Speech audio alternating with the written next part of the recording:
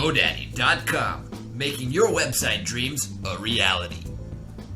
Oh, hi, I'm Jeff Fitch, and all my life I've been into pumping my penis in a big glass bulb. But never in my wildest dreams did I ever think that I could turn my lifelong passion into a website that the entire world could see, until I came across GoDaddy.com. Now for just $8.95 a year, my new website about bulb pumping is up for anyone to stumble across. Even old women mistakenly performing unfiltered searches for perennial flowers for their gardens. Oh my, what is that? That's not a red parade tulip.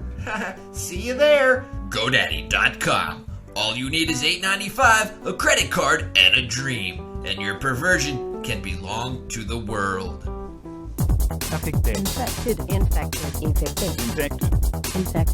Infected.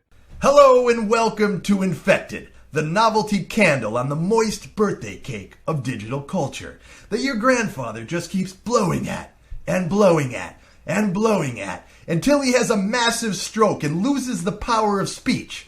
But you don't need to hear him say how much he hates you for putting that funny candle on his birthday cake, because you can see it in his piercing eyes and know that if he ever walks again, the first thing he'll do is shoot you with the pistol he kept from the Great War. I'm Internet's Martin Sargent.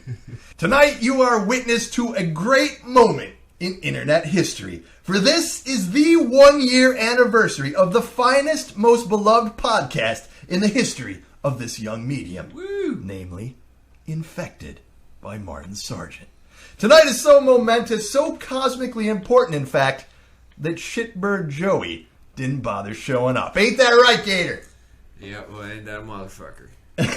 He's up in San Francisco. I say that because where he goddamn belongs. there's this girl kept writing me out. She wrote me on my MySpace page, said she'd like me to say ain't that a motherfucker, so I'm going to keep saying that tonight. Oh yeah? You told us last time She's that hot. you built a MySpace page. What was her name? Her name was Terminal. Terminal. I don't know. She writes me too. She's two-timing you. Out of 200 people on my MySpace, she's one of 2 girls. The rest of it's all. She's also got a boyfriend. I know she look. does. Well, she's 19. I think her boyfriend's like 35. ain't that a motherfucker? Yeah. So it was perfect for you, I Gator. like that little story in the beginning, man, about that the grandpa. Yeah? He had them roomy blue eyes, just staring. He's just looking. He's just looking. He'll shuffle up on you in your sleep and stove your head in with a shovel. Gator, after 1 year of this show, don't you really feel like you're part of something big? Can you feel it? Can you feel the electricity here in the filthy kitchen of Casa del Sarge? It's just electric in here. Isn't It it? really is. It's like yeah, you can. I can almost look out on the horizon and see some heat lightning just popping down. It's like the Northern Lights. It's like when I used to drive my truck across the horizon when I lived out there in Nevada, and you could just see lightning on the horizon. There wasn't no rain or nothing, just like boom, boom, boom, sort of like maybe bombs dropping in. I don't know if everyone's seen what you've seen, but I think everyone knows what you're talking about. Well, There's a great deal of excitement. I used to do a lot of peyote back then too. Yeah. But yeah, I feel it, man. I do, definitely. I'm Yeah. proud to have been here for a year. Very proud. We I'm are proud. proud people. We're proud Americans, and I'm proud to have been a part of this podcast. And even though Joey, you know what? I was driving my truck the other night, and I swear I was driving down like kind of up near Palm Springs. Yeah, and I was sure. back kind of lost on this little road, this dirt road. Uh-huh. And it was a little bit foggy, and I couldn't see so good. And all of a sudden, something ran out of the underbrush and boom, hit the front fender of my car. and Armadillo bounced or off. something? Or No, it stopped muskrat? and it looked at me, and I swear to God, it was Joey. Except for he had he was wearing some fucking S&M clothes, but he had like a chain on his neck like a dog, but it looked like it had been snapped, like he snapped it or something. And he kind of stared at me for a minute with this look in his eyes, and then he just bounded back off into the underbrush, just sort of pounded down into the. It may not even have been Joey. It may have been Joey's hair since he cut it. Because it's escaped. It's on the loose. I've been getting reports from all over the neighborhood. It's taking form of a man. It's sucking the juices out of people. We just find little husks of babies around the neighborhood. I figured, I don't know. It looked like he kind of had a jagged scar on his side, too, like stitched up with dental floss, like somebody maybe took his kidney or his spleen or something like that. But I don't know. Just because Joey didn't show up tonight, I didn't know where he was at. Joey got loose from the golf club. Well, because this is our 1-year anniversary show, and because as God word bless gets us, out, man. our Hell viewership it grows by 200,000 or 300,000 fans each episode. I may have added a few zeros on that. I thought that was an hour. Yeah, but what that means is that people might have missed something from an earlier edition of the show, so we thought we'd celebrate our milestone by doing something of a greatest hits show. Don't fret, people. Here's your chance. Yeah, Here's your this chance is to catch it. it. If you missed it, If you're biting your face. this is like TiVo. So we're going to go back in time to some of the favorite moments from our first 10 episodes of Infected. Well, I'm excited to just Yeah. shit. I am too. You know what I just said is code for in Hollywood for being lazy, doing a best of show. You remember? I remember watching the Golden Girls, and they used to always pull that shit. They do You'd think best you were of. going to get some cool new fresh episode, and turns out they're just sitting around the kitchen table eating cheesecake, reminiscing about past episodes, and then they play. Oh, do you remember that time that Blanche went on that cruise, and Be like- she and Dorothy had to go in the convenience store and buy condoms, and it was all embarrassing? And I kind of stare up at the light and like, Yeah, exactly. And then you come back and like, let me have another piece of that chocolate cheesecake. No, you're bad. You've had enough. Well, that's kind of like I'm us. but- feeling, and then there's like an ongoing joke about how bad they are. Oh, you're a double bad. Yeah. It's love kind that of like shit. what we got going on here, but we don't have cheesecake. We got a big old bottle of whiskey. Well, we did have cheesecake, but I rubbed it all over my chest. Thank you for being a friend, Gator. Travel around the world and back again. My heart is true. You're a pal and a confidant. You know what that is? No. And if you threw a party, you invited everyone you knew. Is that the Golden Girls? You would see the biggest gift would be from me, and the card attached would say, "Thank you for being a friend." That was totally unplanned. What was that? That was the theme song of the Golden Girls, which How do you know that? I'm telling you, man, the Golden Girls actually is the reason I went into entertainment. Really? Because Which one? it just really inspired me. If Infected was the Golden Girls, who would you be? I'd I'd be that black fella. the What was it? I don't know what black it's belt. That's designing women. You're thinking of designing women. No, that's the Golden Girls. No, there's no black fellas on the Golden Girls. There- There was the 4 old ladies who lived in the house. They had that black fella Dorothy. that came around. No, they didn't have no Designing blacks. They didn't have a... That was designing women. No, there was a black fella. No, there was not. They had a neighbor. That was a spinoff called Empty Nest. That was a... He was, I'd probably be Dorothy. was he not a black fella? And you'd probably be, I'd say you'd be Blanche. Blanche. Joey be, I didn't see that. It's either Rose or the old lady, Sophia. Well, back when that show was on, I was living in a trailer with no electricity, and the swamp was starving crow. And we didn't get to watch that many episodes of the Golden Well, Girls. you missed out. It's on Lifetime now. I did get to see, what was the last sitcom I watched a whole lot of? I think was Small Wonder. maybe Different Strokes. I don't know. I could sing that theme If song you were too, on but Different I'm Strokes, who would you be? Don't Don't even say Arnold Drummond. Mr. Drummond. Because I'm rich! That's a dumb question. All Because right. I'm rich and I want to adopt some small black children. I'd be Willis. Just like Madonna. Anyway, I cut- Gator, you remember the first episode of this show? I sure You know do. that? Do you? Because I don't. In fact, I don't remember the last episode of the show. I don't remember what we were I believe 2 minutes ago in this show I was singing the Golden Girls theme song, but I can't even be 100% sure of that. Apparently, there was some guy from NPR here at the last one. I don't even remember. That's right. That's right, there was. Well, anyway, before we get into it, if you're still listening after the fucking Golden Girls debacle, Yeah. I'm sorry I did that. This is supposed to be a big episode. It's our anniversary. I hope that you people out there are watching the video peep show edition of this show and not just listening to the MB3, because we've taken pains to go back and add video to all the highlights that we're going to hear and show you from episodes 1 through 6. That we remember episodes 1 through 6. We didn't have the video version. It was audio only. That's it was right. it was a That's straight up podcast. It wasn't right. a video podcast. We're you- going to go back and You're we're gonna going build- to illustrate those. Get out of here. You're We not are. going to do that. You're crazy, man. Well, I'm not going to do it, but Joey's going to do it. I wish Joey was here so he could braid my hair into cornrows. I again don't like really he- wish Joey was here. I'm kind of glad he's not. I Oh, do. my fuck. If Joey was here, I'd send him out to the 7-Eleven right now and get him our bottle. I get But I it. do wish that Joey was here. You know, I want to make him feel like he's worth something. Did Joey ever give you a liniment rub? No, me neither. Hey, Go to revision3.com for the video version. It's cool if you're listening to the audio version, like in your car stereo or on your portable MP3 player and everything. On your stiletto. But really, watch the video version. We put a lot of work into it. I think you'll be impressed.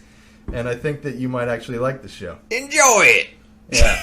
Anyway, what do you say we begin? Let's begin. The first episode of Infected had a first within a first, you could say. That's right. If you recall, using the Wayback Machine, we found what we believe to be the first blog entry in the history of mankind. You remember that? Yeah. Yeah, it was an angst-ridden, self-reflexive account from a 17th century Puritan plowman by name of Goodman Phineas Taylor of Haverhill, Massachusetts colony.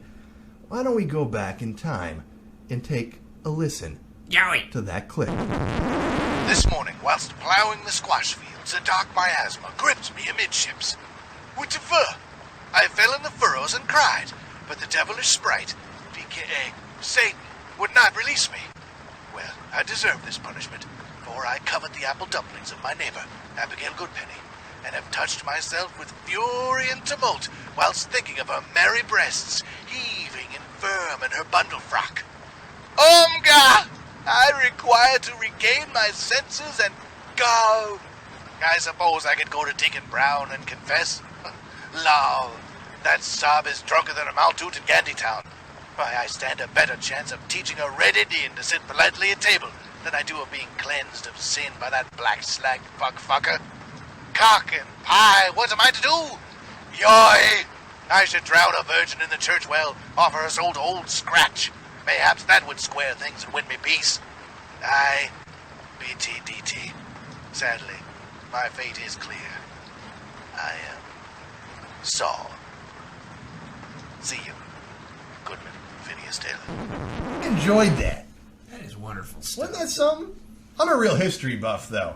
So, that's expected that I would like that kind of thing. I'm a history buff, Keeter. I think that guy used to live next door to me. Goodman Phineas Taylor? Yeah. Hey, speaking of history, let's keep trekking through the history of this, the world's most esteemed podcast, with a highlight from episode 2. It's sort of not fair to play this cut with Joey not here, because it's all about how creepy he is. This was a dark time in my life, when I routinely woke up with the distinct feeling that Joey had been creeping around my house as I slept, watching me and doing unspeakable things that only a Joey would do. Remember when you found that little nest in your drywall and Joey was living? Joey. There was all this cloth, and I was like, what the hell? I'm missing the stuffing from the pillows on my couch and Joey everything. There it was in the drywall. Joey's living in my walls. Joey'd punch out the little eye holes in your grandfather's portrait. He was watching you. He'd just stare. He would just stare. And you would walk through the living room here, and you look up at that picture, and his eyes would follow you. It was like that picture of Jesus. Then you know what I'm talking about? busted him on it, and he said it just because he wanted to watch your cable. So without further hesitation, here is, I think Joey was in my house last night. I think Joey was in my house last night. I'm a deep sleeper, always have been. Some have said to be able to set their watch to the rhythmic rise and fall of my chest as I slumber. So that's why I can't be sure if Joey was in my house last night, but there was a telltale clue, an artifact of Joey's passing. When I woke up, on my bedside table, I found the delicate sun-bleached skeletal remains of a citral finch. Its fluted bones had been perfectly restored and glued together, making it appear as if it were lighting out of thin air onto the snooze button of my alarm clock for a little rest. And that's why I think Joey was in my house last night. I think he lives in the walls. Joey's a real weirdo, W-E-I-R-D-O, weirdo. It would be funnier if there wasn't a whole lot of truth. Joey stayed in my house all last weekend. And we're in the flatbed of the truck. You got a place now, don't you? Well, I got a little crash pad down near Compton. I got a bachelor. It's in a real kind of a bad neighborhood. It's a little dicey. Kind of a down at its heels neighborhood. You're on that side of the 10, huh? They call it shabby cheap. You're south of Washington, aren't you? Yeah, I'm south of Rodeo Drive. Way south of Rodeo Drive. South of Jefferson, we call it Rodeo. They said that on that show Entourage. I watched that too. Yeah, what, you got cable now too? What the hell's going on with you? I drive out. What are you dealing now? I drive out to the airport to watch the cable out there. You get a free cable out there at the airport. I bring my own remote control. I just switch that fucker around wherever I want it to go. Well, episode 3, our Christmas special, was really our first theme show. And thematizing shows, it would become a tradition here on Infected, and it was a tradition that many lesser podcasts have shamelessly copied. Have you noticed that? You got to expect that kind of thing, though, don't you? I mean, was Shakespeare not emulated? Have young artists not tried to trace the masterful brushstrokes of a Van Gogh or a Picasso? It's part of the burden of genius. Yeah, like Sabbath was copied like a motherfucker. Well, speaking of genius, one of our finest actors is my good friend Orlando Bloom, who has from time to time produced special segments for us that he calls Lights, Camera, Orlando. Let's remember. And welcome to Lights, Camera, Orlando. Hello, I'm Orlando Bloom. You may think of me as a film actor, and of course I am a film actor, and a pretty good one. But I'm also something else. I'm an animal lover. Now, seeing as how this is the Christmas season, I want to tell you about a very special animal, the snow pig. The snow pig lives in the North Pole just like Santa Claus, only the snow pig is real. First off, if you've never heard of snow pig, I'll tell you a little bit about him. The snow pig lives in ice caves and feeds on whales, seals, and whatever else it can get its little tusks into. I'm not talking about a happy, peaceful animal. No, ask an Eskimo about the snow pig and he'll tell you, this is a death pig.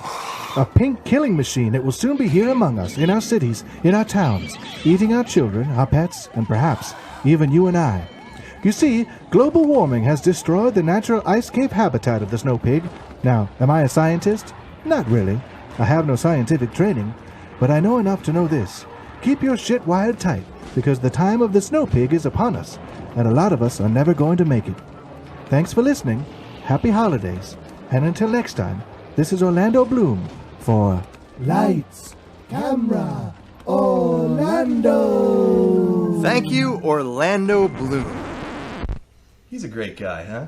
Yeah, you know, there's not a lot of guys in Hollywood. There's a lot of guys in Hollywood that I don't get along with. Right. Orlando Bloom ain't one of them. I mean, he is really a genuine guy. You know, I saw him at the airport one time. When you're sitting there watching yeah, he's coming Rachel through. Ray there. I was like in the men's room, and I was like coming up there. I was watching like cleaning yourself up, doing one of those hand showers in there. Yeah, I'd switched it over to the TV channel to like what's that sex show on HBO?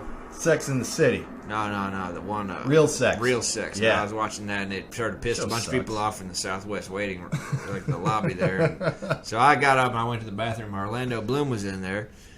And I was like, hey, aren't you Orlando Bloom? He turned around and he slapped me with a fucking like leather isotoner glove. Bloom did? Yeah, he had like a glove in his hand. He does wear gloves. It wasn't on his hand, but he's holding the glove, and he like slapped me. He's like said something like "taste my leather" or something like that. Taste my leather. You know what's weird? Like I bent his arm around behind his back. I gotta say, when I'm like, and I hang out with Orlando, and like, you know, he's driving. He drives this like Bentley, and he wears driving gloves. I thought he drove a Miata. He plays poker. No, Bentley. Maybe he's got. I'm sure he's got. I mean, he probably got 5 or 6 Miatas. That little motherfucker. That Bentley. Maybe he was just trying to impress me. He drove you in a Bentley? Yeah. What happened? Why are you driving around with Orlando Bloom in a Bentley? We were going to see a movie. What'd you go see? We went to go see that. What was that thing? What was that movie? The Santa Claus 3 with Tim Allen. Get the hell out of here! I didn't want to see it. You and Orlando Bloom went and saw that Santa Claus. I didn't even want to see it, but Orlando was like. I heard he masturbated like 3 times during that movie with his isotoner gloves on. He's like free like that. He had a little scarf, gloves and some buttery topping. That's all he needs. He had on one of them like Danish scarves on. Yeah, well, you know, we do hope to be hearing more from Orlando in year 2 of Infected.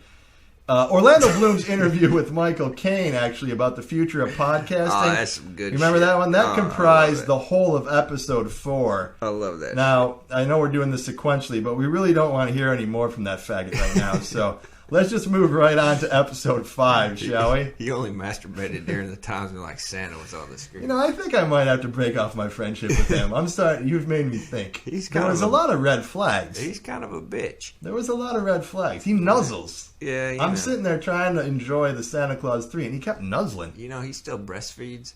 I didn't know. But that's an English thing. They do that a little later over there. He's got titty teeth. They got to put on dentures when he goes on movies. They got these little chiclet titty teeth. Yeah, he was like he ordered some. He got some of those dots, you know, those candies, dots, like those chewy fruit things. Yeah. And he put them in his mouth, and he was like, he's gumming them, and he couldn't do it. And he's like, Martin, will you chew my dot? And he asked me like this lime green dot. He's like, will you chew this up for me? Like, spit it into my isotonic glove. And I didn't know. I thought he was joking, but he wasn't.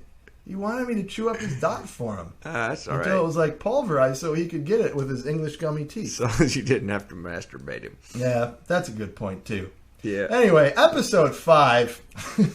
Episode 5, that was a real big deal for us because in that episode we landed an important new sponsor. Red Lobster. Exactly. So why don't we take a moment to listen to all 3 Red Lobster commercials from episode 5 for the first time back to back to back. Yum. Infected by Martin Sargent is brought to you by Red Lobster. Wow, this seafood is so fresh, it tastes like the sea. Hell yeah, motherfucker. That's because at Red Lobster we ship all our seafood on jet airplanes. Jet airplanes? That's right, motherfucking jet. Wow, jets. You know, I just saw your daycare and finger bang by the payphone.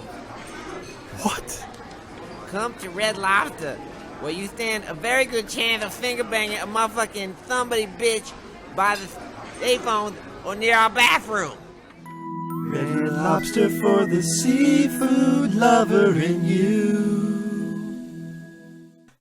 Infected by Martin Sargent is brought to you by Red Lobster, where you can eat all the seafood you want and score drugs. I am high as fuck. Man, that shit's OG, dog. More seafood, sis? No, dude, I'm square. How about I kick you down a grip? What? Red Lobster for the seafood lover in you.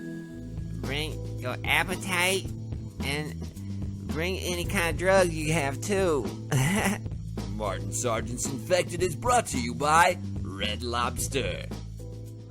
Hey motherfucker, you gonna eat your orange Ruffy? Get your fucking hands off me. I'm gonna go for the lobster tank.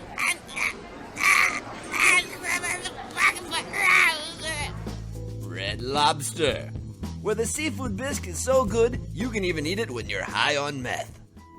Red Lobster for the seafood lover in you. It makes me want to get some popcorn shrimp and some whippets. Fuck, man, I got When's Lobster Fest? I don't know, man. I got knifed at the last night. It's dangerous over there, man. Out there behind the dumpster. Yeah, you got to be careful. There's more. I got. Last time I reached into a bag of popcorn shrimp, I came out. There's a syringe stuck in my fucking hand. But you know what? Those little cheese biscuits, it's all worth it.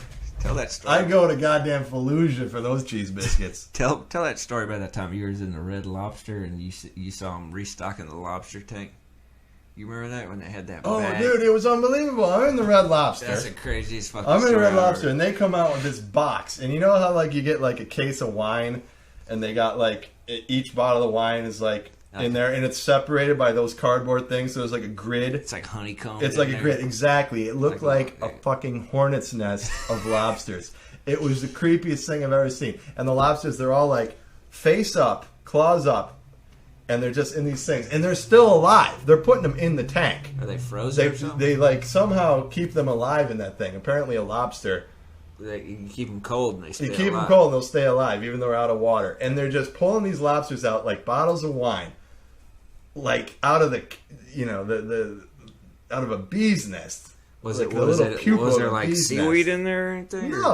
No, there was nothing like that. They just had to cut the top off, and it was like They a just honeycomb. took the top of the box off, and there was this honeycomb of lobster, and they just pull them off, take them out, put them in the tank, and they come back to life. They kind of like reanimate, like drop down. They just open up. Exactly. Like, wow. Exactly. That's some fucked up shit. That's your lobster fest that for you. motherfucker. I hope I didn't ruin it for everyone. Man, See, I like... that's some alien shit there. It is. It is. It's like some H.R. Giger shit. It really is, man. It's like kind of turning off on lobster. Yeah, well, But I don't think that, like, red lobster. other people don't do it like that, do they? No, I mean, back in the day, I used to go out to Cape Cod, and we go lobster potting, and... I used to have a pet lobster named Doggy. Doggy? Yeah. What do you do with a pet lobster? I don't know, he died, but I kept it for like 3 months after that. Until he was just like kind of a shell. He stunk like a motherfucker. I'll bet he did. My dad kept burying him. I kept digging him back up and bringing him back in and be like, Doggy's alright. Doggy's fine. Oh. I had a little collar on. I put a little G.I. Joe outfit on him. That little motherfucker, he was deader than a doornail.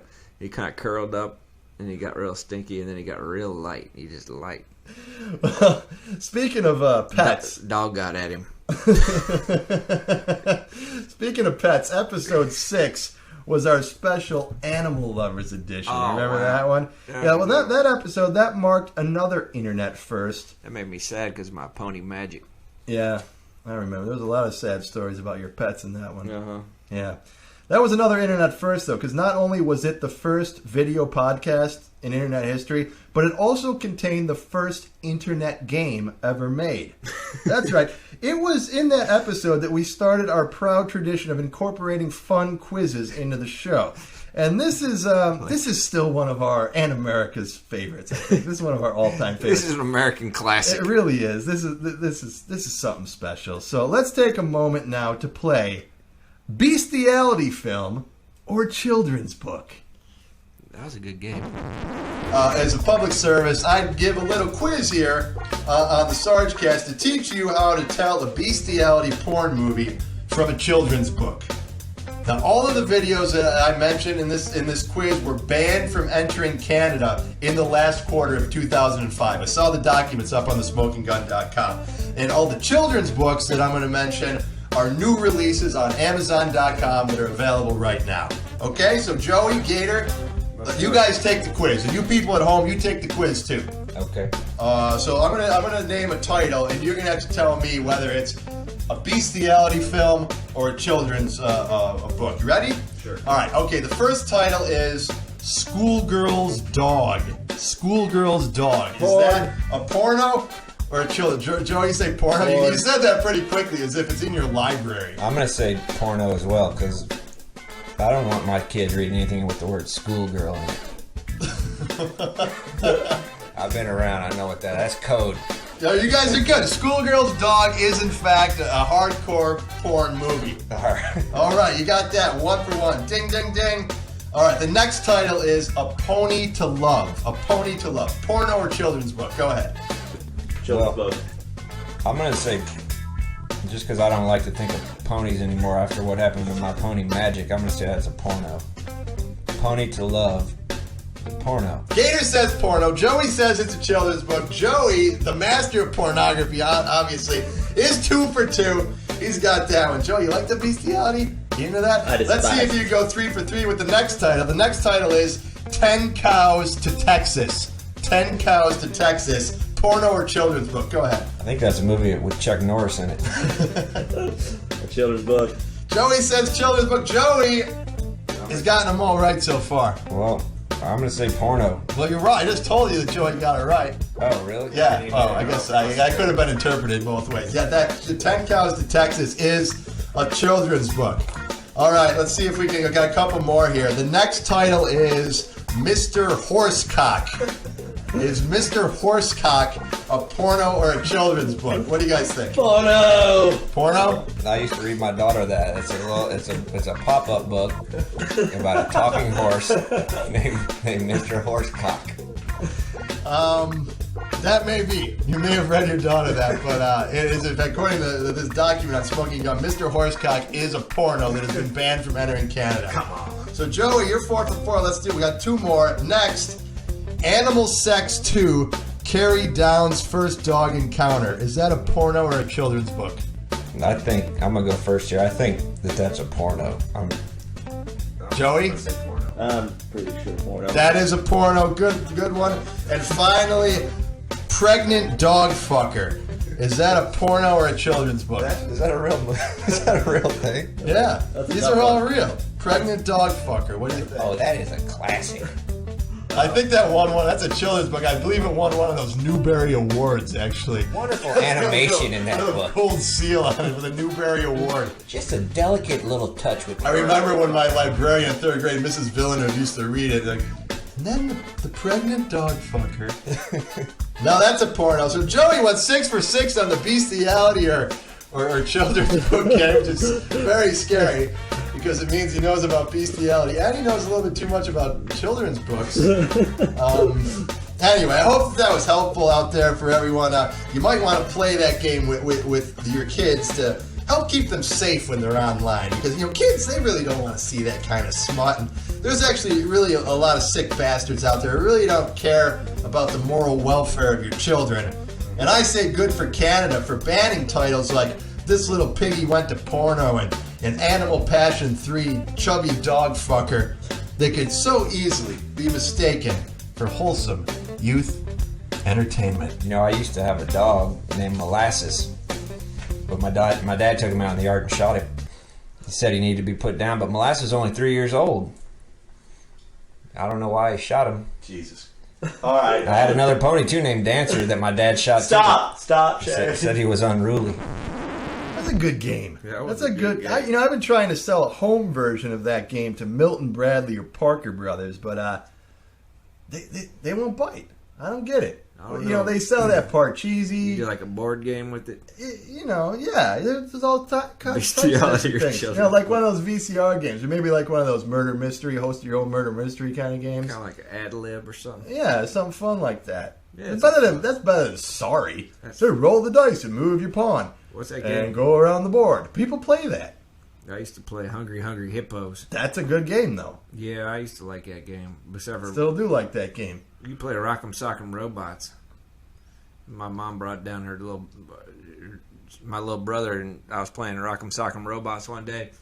She dropped him right on the fucking game. He fell down and broke off the head of my doll I was playing with, and then... You play with dolls? Well, it was the little Rock'em Sock'em Robot guy. Like, his arm came off. Yeah, sure. Anyway, pissing all over the game and everything, fucked it all up. But man, that'd be a good little board game. I think that'd be fun. I think the families would enjoy that. I think so. I think that's an all ages kind of nice game. Little family game there. I used to have. Oh man, I had so many games growing up. You ever play Run Yourself Ragged? I play that about every weekend. Yeah, that's it. Oh, I played it all, man. I went from the basic little games when I was a kid all the way up to like the role-playing games, Dungeons & Dragons, Call of Cthulhu, Warhammer, Talisman, man. Did you ever man, that was a... Did you ever play Spear the Indian? No. I used to play Cowboys. What's Spear the Indian? Yeah, it was a little board game my daddy made up out of these chips. Yeah, it was complicated. I don't even know how to get into it all, but we used to play that. It was kind of like Fox and the Hound. You know that game? Or yeah, I know that game. Shoots and ladders, Spear the Indian. Except for it required my daddy to take you out behind the shed and just beat the shit out of you every now and again. How did you? Is that how you won? Well, no, that's if.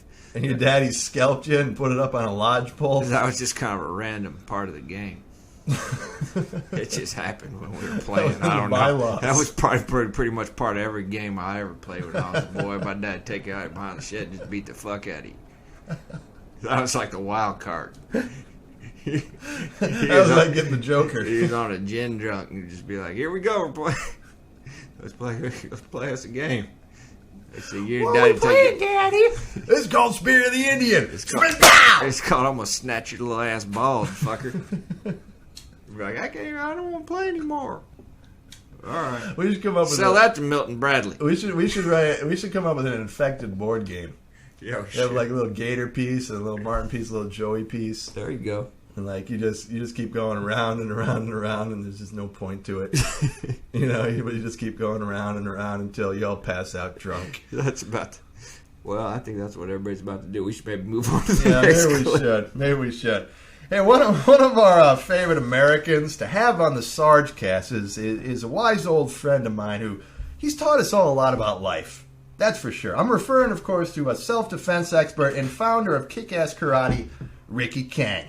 Ricky Kang! Back in episode 7, this was our fitness special, of course. We spoke to Ricky about a new outreach program he's running down in Gainesville, Florida for obese children, and he calls it Kang's Fat Camp. You know, I heard Ricky Kang beat the shit out of Lance Armstrong last week. Lance Bass? Lance Armstrong. Oh, Lance Armstrong. I don't know how it happened. I don't know if it's a true story or not. I think I read it on Amazon or some shit. That'd be a good fight. Yeah, well, no. Who'd you bet on in that one? Ricky No. Kang or Lance It Armstrong? wasn't even close. Yeah, I bet on Ricky. Yeah. Ricky Kang. He's like Street Fighter, man. He's like Dalsim. Ricky Kang, man. Hadouka! I think he ripped Lance Armstrong's little jersey up above his head and just like, beat him with a kendo stick or something. Ricky went out to the bar that night wearing the yellow jersey. That's all I know. He just sucker punched Lance in the esophagus. Well, anyway, let's take a moment to revisit that fun conversation we had with Ricky Kang about Kang's Fat Camp. Ricky Kang. Anyway, as you regular listeners know, Joey the Gator and I aren't the only fitness nuts in the infected family. Nobody, in fact, exemplifies bodily training more than my pal Ricky Kang from Kick-Ass Karate.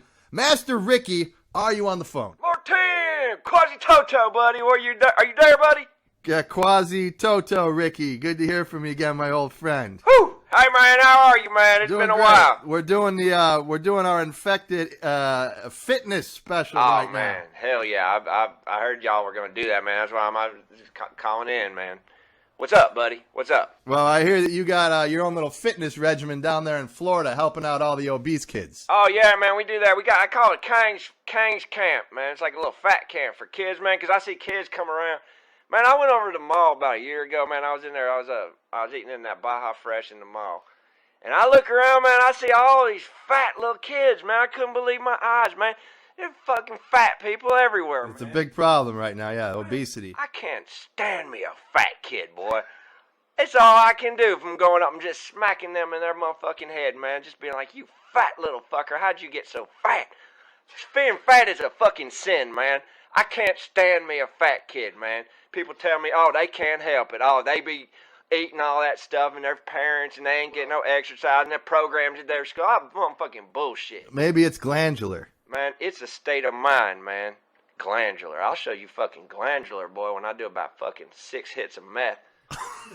I'm kidding, man. Ricky Kang don't do that, man. He don't do that. So your solution is that you started up a fat camp. Oh, yeah. So what I did, man, is I started bringing these fat kids back to my house, man. I'll just, like, start working it off of them, man. I get them to do all kinds of shit for me, man. Like, we have a program where I send them out and they scour the dumps and stuff trying to find me a carburetor for this, like, 56 Chevy I got. I've been trying to get it going. I just need this carburetor. And I know it's out there somewhere. So I said, let these little fat motherfuckers scurry around and find it, man. And the pounds just start falling off them little kids, man. I tell you what, we're getting people in shape down here in Florida. How do you get your clients? I mean, I don't have any kids that I'm aware of. I may, but I don't know if Man, that they're done. easy. I find them all over, man. You look around, you can't hardly throw a stone down here in Florida without hitting a fat kid in the head with it, man. They're everywhere, and I bring them into my house, and I just make them get to work, man. We haul stuff, man. You bring them fences. into. How do you bring them into your house?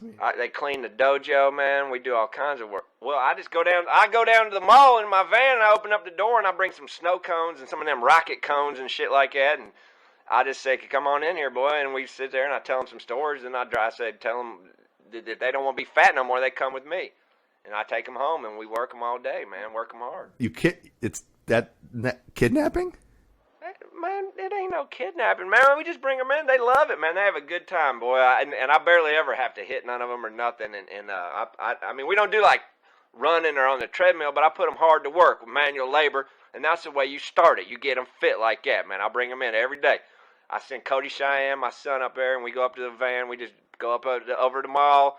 We go over there to that strip mall where they sit around and they fat kids play them video games and stuff. And I tell them to come over. I'll bring them over and I'll take them home. Well, that's It's a good little system we got. a neat little program you're running down there in Florida. You got any contact information so any parents with kids at risk of being obese might be able to just go down to the mall, I guess. Nah, I don't want no contact. I don't want nobody knowing my number or nothing. I don't want no parents coming around either. I mean, we treat them kids right, and we get them back, and we send them back. Nobody's worse for wear, but they get skinny, they get fit, and they get a look in their eye. They get mean, and you know what happens after that? What? They start getting some pussy, and nothing will fucking put a gleam in a fat kid's eye like a first piece of pussy. All right, that is It ain't never gonna be no fat no more, boy. You get that first taste of that rabbit ear pussy, boy, you ain't gonna be fat no more, boy. Whew! 'Cause it's good. That's good. That's why we do it. Martin, when you coming down here, man? I'll put you to work too. I come down soon. Quasi Toto, buddy. Ricky. Hey, much love, man, and respect. Always be a warrior. Never stop fight. Never stop fight. Quasi Toto. Good advice, Ricky. Martin! Thanks for the tips. Whew! I'm sure you helped a lot of people out there tonight. Head down to the strip mall down in Florida. Look for Ricky Kang in his van with some snow cones if you got a fat kid. I'll be there, buddy. I gotta get myself down to Gainesville and party with Ricky. I really owe it to myself to do that soon, you know? Yeah, I've been down there a couple times. Oh, you're from that area, It of is course. the wildest time of year. You party with Ricky, though? Yeah, man, I've been down there and party with Ricky. What's that like? Man, you just don't even know what's going to happen next. What is that like? It's I crazy. can't even imagine. It's crazy. I man. just partied with him here in Los Angeles, but they're on his home turf. It's like that feeling when you don't know anything that's going to happen next, and you're kind of worried all the time, and then you just give in to that feeling. And next thing you know, it's just like you're just having the wildest, craziest. You always know he's like a hair's breadth away from just nailing you in the Adam's apple. Probably. Well, no, I mean it is like that kind of, but if Ricky loves you, then you don't got nothing to worry about. You don't have a fear in the world. You just get this crazy, you get this you're up on a high or something because you're with Ricky fucking Kang, and nobody down in Gainesville, man, nobody fuck with Ricky. That's Kang. what people say down there. They say hanging out with Ricky is like hanging out with meth. It's like hanging out with it is, man. It's just like with the mafia or some shit. You just go anywhere you want. You know he's got your back. You don't gotta worry. Otherwise, you go down to Gainesville by yourself, like on a business trip or something like that, and you start going out to the local saloons. Yeah. You gotta, Well, if you're ever down there and you're out by yourself and things get dicey, you just be like, I know Ricky Kang, and everybody just stops like a record scratch coming off, and everybody they'll be like, Martin! He disappears. But the last time I was down there, Ricky drove his El Camino right into the front window of a starving Marvin. I'm thinking, oh shit, it's like 7 a.m. on a Sunday. You guys been up all night. All hell is breaking loose, and the guy comes out from behind the counter with a double pump shotgun, points it at us, and then he looks at Ricky and he's like, he just starts laughing. He's like, Ricky Kang, he's like, back your shit out of here, man. The cops come, and they're just they're full of SWAT gear, ready to pull, and they look up and they're like, Ricky Kang. Damn it, Ricky Kang. Ricky Kang's tight with the law enforcement, everybody. They're just slapping him high five, hugs all around. Ricky just drives us back to his little compound there, and man, it's just crazy. You gotta go down there, man. I'm getting drunk with Ricky. I'm getting drunk right now. He's invited you down there 500 times. I know. I'm busy with this podcast. Man, you'll have a better time. You'll never have a better time in your life. Yeah. I'm getting a little drunk right now. Yeah, me too. Yeah. Can you feel it? Hey, another guy that besides Ricky, who we've learned a whole lot from over the past year, is our friend Johnny O'Banion, of course. And you ask your parents, and they'll tell you that during the 70s, Johnny was America's leading entertainment reporter. He is a crazy son of a bitch. He is, and the thing is... And a smart man, too. He is. He's a sharp guy, but he's getting a little threadbare. See, since the days of riding high, sweetening his tea with heaping spoonfuls of sugar from the big glitter bowl, Johnny, he's kind of burned himself out a bit, and he doesn't much leave his pad up in Laurel Canyon anymore. But that does not stop him from getting the scoop on Hollywood, as he did for us in episode 8, our special Girls Edition. So here is Johnny O'Banion and his View from the Canyon. Johnny. And welcome welcome to View from the Canyon with Johnny O'Banion. All right, thank you very much. This is Johnny O'Banion coming to you live with the tippity top of lovely Laurel Canyon, Los Angeles, California, with all the entertainment news you need to know. News flash, Los Angeles is seething with girls. It's like a blue sky viper pit. It's pretty, but look out! These fully customized dollies have fangs like raisin alabaster. So how does a man compete? How does a man lay it out so he can attract the ladies? Because let me tell you, there's competition. Well, it helps if you're a singer. So dig. All right, I'm here in my backyard with some jazz player friends of mine, some musicians called the Valero Brothers. We're going to lay down some heavy stuff for you tonight. So get set, get ready to rumble, huh? Hey! Ho! Oh, this is Johnny O'Banion, and this is the view from the canyon. And I've been eating a lot of our boja root. Hey! And I got a loaded 45. I just gave some mescaline to a couple high school chicks. I got them locked up in the bathroom. I used to be an entertainment reporter back in the 70s. Before that all went to shit. Hey! Ha ha! Yeah, baby! Let's get loose! All right, everybody take 5 for a second. Listen. I want to say something to everybody here tonight. We're going to have a party. We're going to have a real party. Just drag that guy off the patio. He'll be fine. Yeah! Well, there's nothing more fun than firing pistols when you're drunk and on iboja root. But listen, I want to speak to you now from the heart. Everybody, thanks for coming. Listen, life is something that you got to chew into tiny little strips of meat. Throw them in a pan, fry them up with butter, and eat them on a plate. That's what life's like to me, and I know everyone is here tonight. Everyone, you're very special to me, and I know you share the same philosophy of life. I do, because you're night people. You live up here in the canyon with me. So, to everyone listening here tonight, I just want to say for me and all my friends here in the canyon, God bless, and may the ice never melt in your glass. Let's get ready to kick it! All right, thanks for coming, everybody. And everybody knows that this is how we do it in the canyon. We rock and roll it. That's how we do it in the canyon. Motherfucker!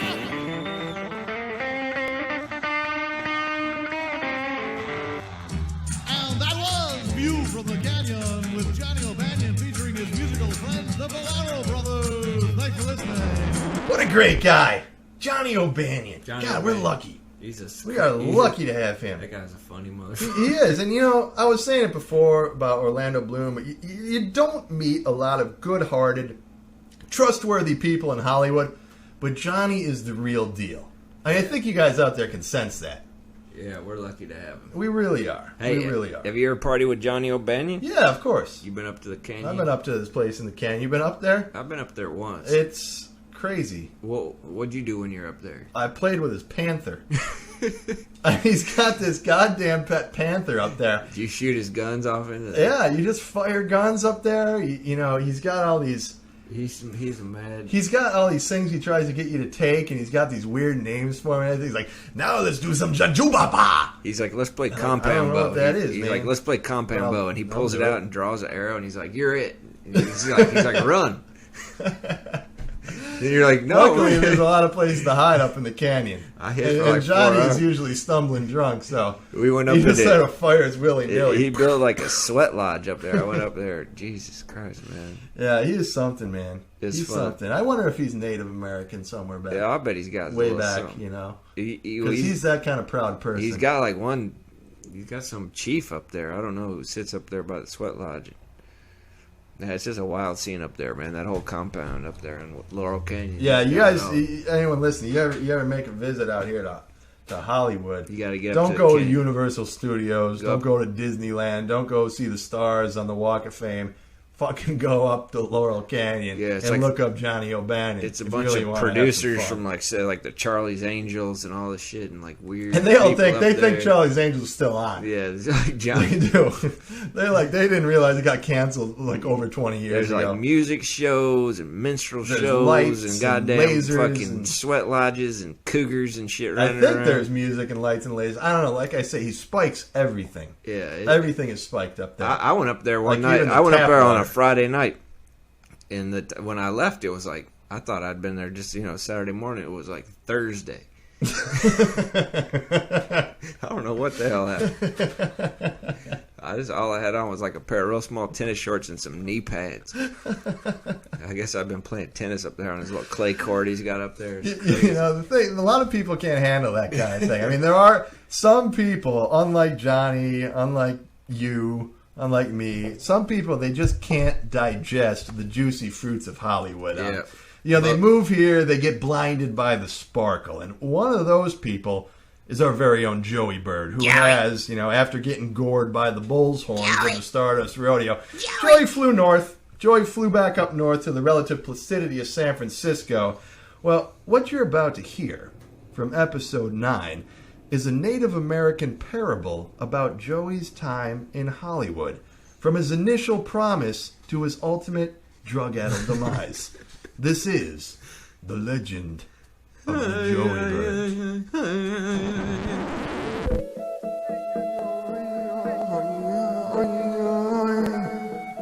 The wise ones did not know how they had become wise, nor how others who looked like them had not become wise, but rather had become fierce, and still others feeble. The eldest of the wise ones, trying to answer the question around the fire that night, spoke of birds that, after eating seeds far away, had flown here and dropped the seeds, making plants grow where they did not grow before. The elder thanked these far-ranging birds for planting corn and beans that the feeble ones could tend to, while the fierce ones hunted meat and skins, and that all, quite wisely, could share. But there was another bird, the eldest said. It also came from far away, but did not drop seeds. This bird dropped wisdom. He did not drop wisdom like a bird might a seed, but would swoop down on the back of a man's head and grab the scalp with tiny talons. And wisdom would course from the bird into the mind. The eldest among them called this bringer of wisdom the Joey Bird. Since a long time, the young ones know not the Joey Bird. To them, it is a story for old men in campfires. But the eldest among them knows this is not just a story, and he weeps. He knows that the Joey Bird no longer comes because the Joey Bird has forgotten his wisdom. The Joey Bird, he chants, flew too far, too fast, and began tasting berries too sweet. He no longer cares for wisdom. He only cares for getting more berries. He was once a proud bird, the eldest sobs. But now, the Joey Bird is lost.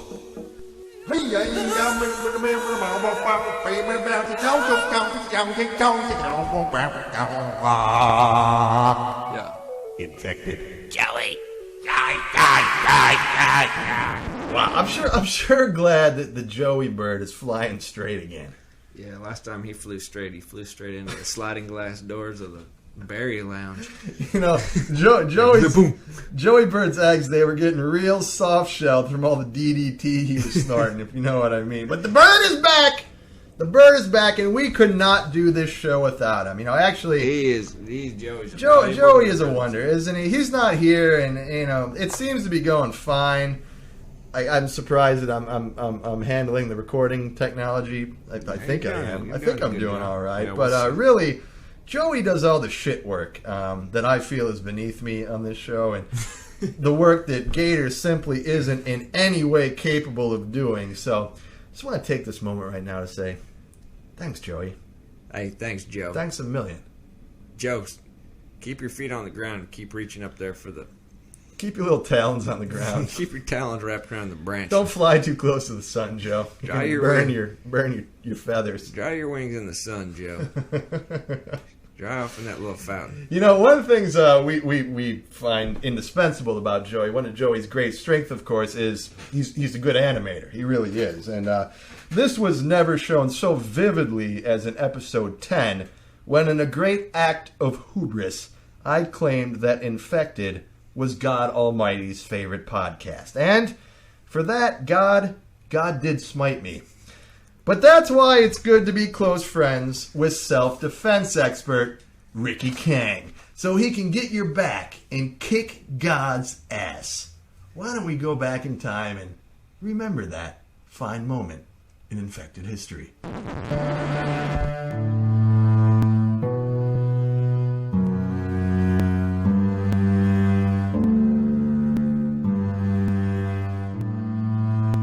Hello, this is Internet's Martin Sargent with an important message. Whether you're listening to Infected by Martin Sargent as an audio podcast or viewing our Peep Show edition, you are right now privy to Internet entertainment history. You see, this is the 10th voyage of the good ship Infected, and by all accounts, after 10 episodes, Infected is the #1 most popular podcast in the history of Internet. And by all accounts, I mean one, that of God. You see, I, Martin Sargent, fairly drunk on some altar wine I stole from the local parish priest Toyota Cressida, have prayed to Saint Isidore of Sevilla, the patron saint of Internet. Saint Isidore told me that Infected is indeed holy and pure, and that Joey, the Gator, and I are doing the Lord's work, and that in the eyes of God, Infected is #1, his personal favorite podcast on all of iTunes. Apparently God especially likes those Olive Garden commercials and the wild antics of one Johnny O'Banion. So sit back, dear listener, pour yourself a drink, and listen to this very special 10th edition of God's own favorite... Fuck! Jesus, what the fuck is with all these bees? Again, this is God. Infected sucks fat ass and you know it. My favorite podcast is the Mugglecast. What about Harry Potter? You and your friends are sinful loser slobs and will never make a dime off this podcast. You're lucky I've let you go for 10 episodes. Although the Olive Garden commercials are pretty funny. More salad? More salad? More salad? More salad? Hold up, God. I got nothing but mad respect for you, and I really don't want this to go where I think it's going, because I got nothing but respect for you. But I ain't afraid of nobody except for maybe Master Tuvang Trang when he's got a 3-segmented nunchuck in his hand. I created you, and I can just as easily crush you. Let's let it go, buddy. Let's let it go. I hope you can heal eternal bleeding. Oh man, holy shit, Kang just suplexed God. God put him in a camel clutch. Joey, hand me my peach schnapps, man. This is getting good. Hold it! Joey, bringer of lice, this is not your fight. Yes it is. The fight is dangerously close to my audio equipment and my computer, so yes it is, Chief. It is. God, Ricky, I understand that you two have a difference of opinion and are both insanely powerful, but that's no reason to start a fight that could very well bring on Armageddon. I mean, come on. It's just a shitty podcast. And Martin is just an out-of-work drunk trying to sell a few infected t-shirts on Jinx.com to buy a bottle of wild turkey. Is that any reason to cause a cataclysm? Oh, Joey, such wisdom. I guess you're right. Shit, little fucking Birdman has a point. Whew, I thought we were gonna go at it, God boy. I love you though, man. I never want to fight you, man. I get down on my knees to you every day and I pray to you. I love you. I feel you down in my life every day, man, in Gainesville. Thank you for being there. I never want to go there with you, buddy. God knows what's in your heart. You are forgiven, Ricky. God, you're my nigger. Much respect. I appreciate that from you, God. The same here, Quasi-Toto, buddy. Let's get down to Gainesville. We're gonna party. Word is born, Ricky Kang. Woo! Let's get it on! See, that's better. Now let's just get this over with. And I'm busy with other shit, so this episode's only gonna be about 15 minutes. Maybe 20. But Joey, we've already wasted... Silence, God! Soon as I suck all the bee venom out of Martin, we're starting the show. I've got a D&D game in Van Nuys to run in 20 minutes. The stalwart band of adventurers have to slay a beholder and solve a clever riddle if they are to escape the cave of Sharptooth. Joey! I can't feel my legs.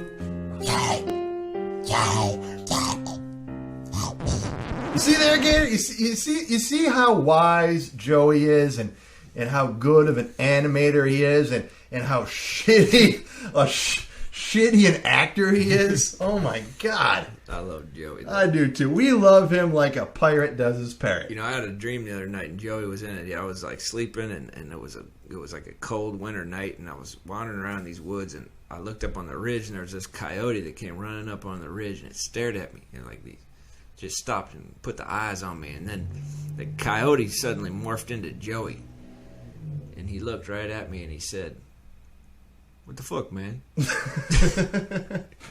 Joey is a shapeshifter, we think. And then I woke up.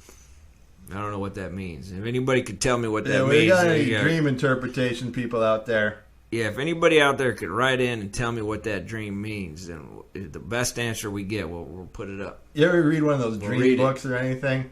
Or no, you ever read the birthday book? You know the birthday book, and like you look up your birthday and it tells you like all your astrological shit and all that kind of thing. So I look up my birthday, August 18th, and basically it says like the first sentence is like, you're gonna have a fucked up hard life. I swear to God, if anyone's got that big birthday book, go look up August 18th. It is the worst fucking. Really?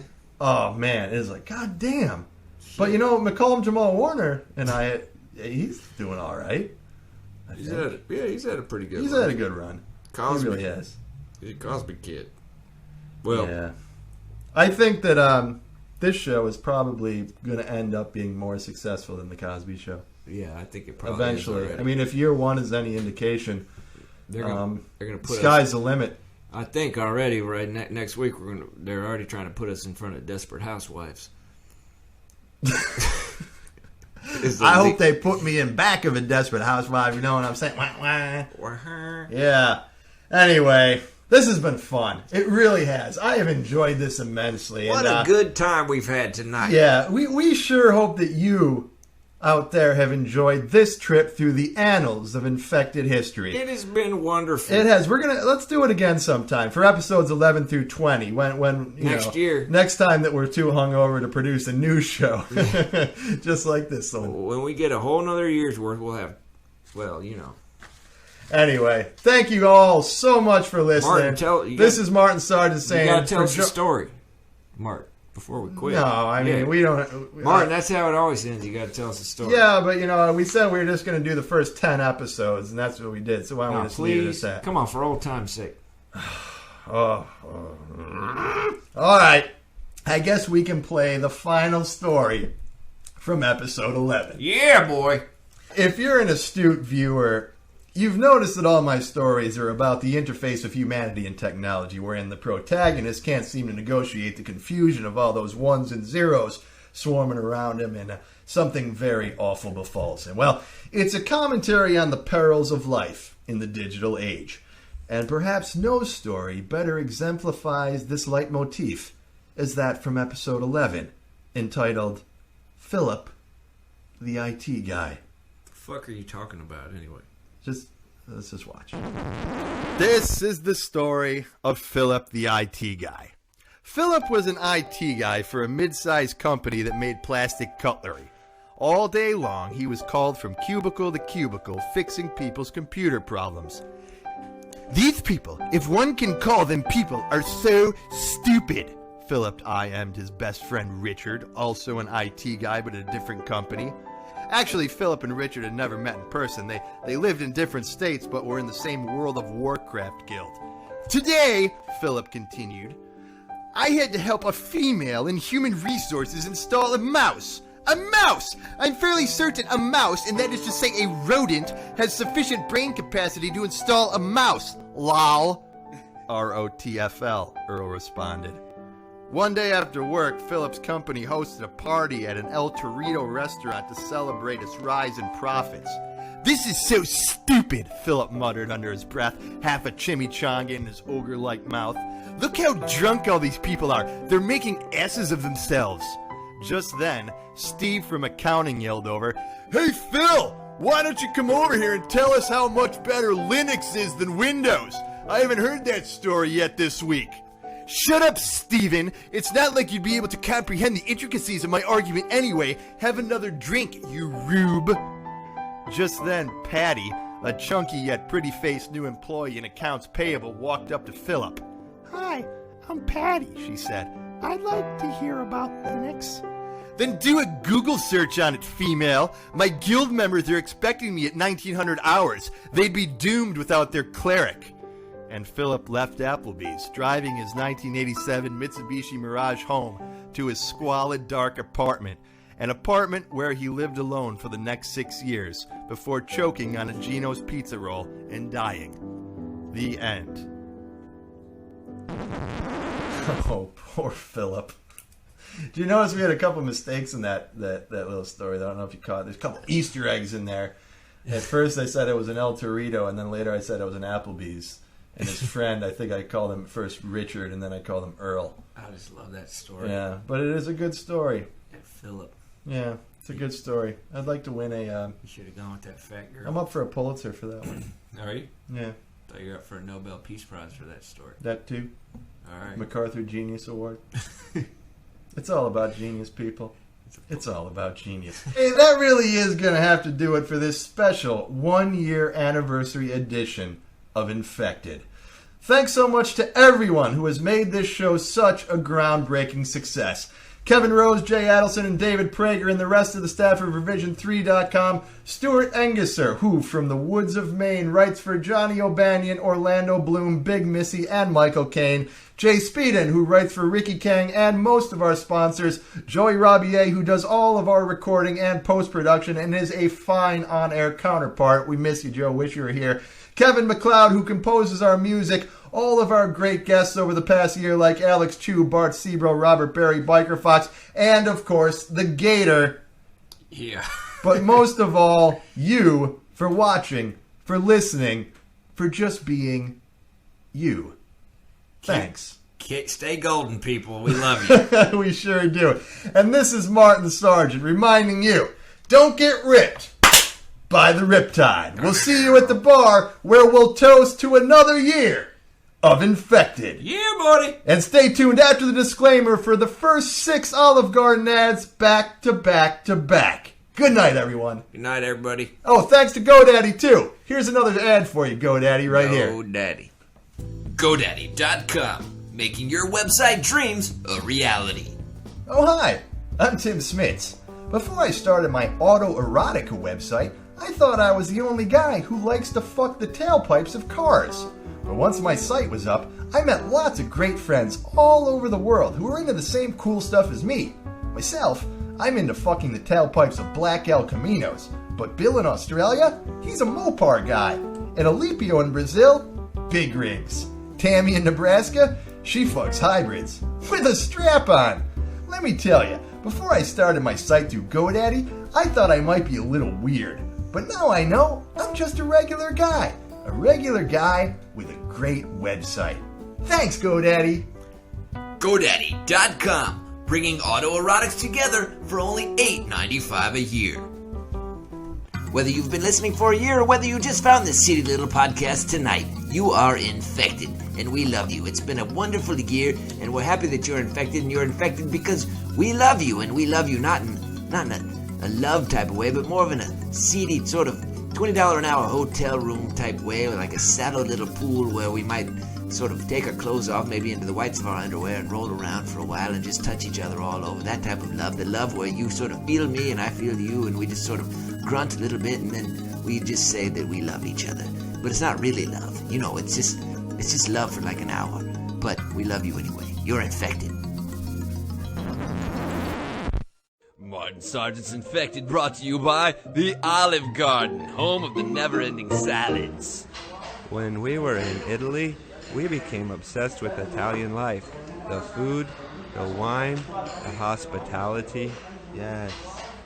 Now you can experience the same at the Olive Garden, home of the never-ending salads. These salads sure are never-ending. The Olive Garden. When you're here, you're family. Martin Sargent's Infected, brought to you by the Olive Garden, home of the never-ending salads. Wow, these salads, they really are never-ending. So are the breadsticks. Hi, brothers. More salads? I guess so. The Olive Garden. When you're here, you're family. Martin Sargent's Infected, brought to you by the Olive Garden, home of the never-ending salads. I don't think I can eat any more salads. Breadsticks.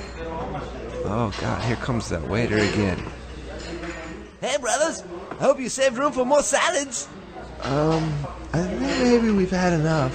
But you crazy? They're never ending.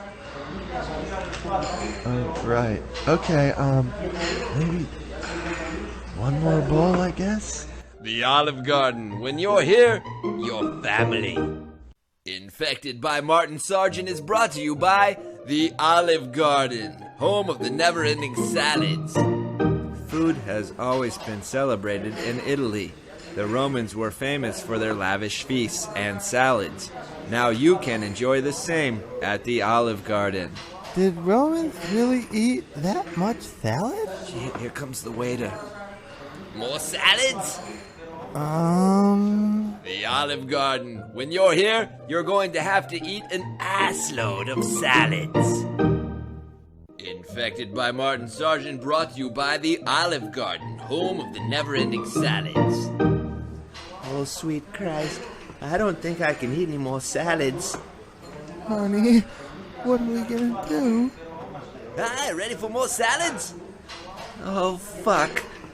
The Olive Garden. A shitstorm of salads. Infected by Martin Sargent is brought to you by the Olive Garden, home of the never-ending salads. Go on, finish it! Leave him alone! He can't eat any more salad! Get that fucking crouton in your mouth right now! Please. The Olive Garden, where we face fuck you with salads.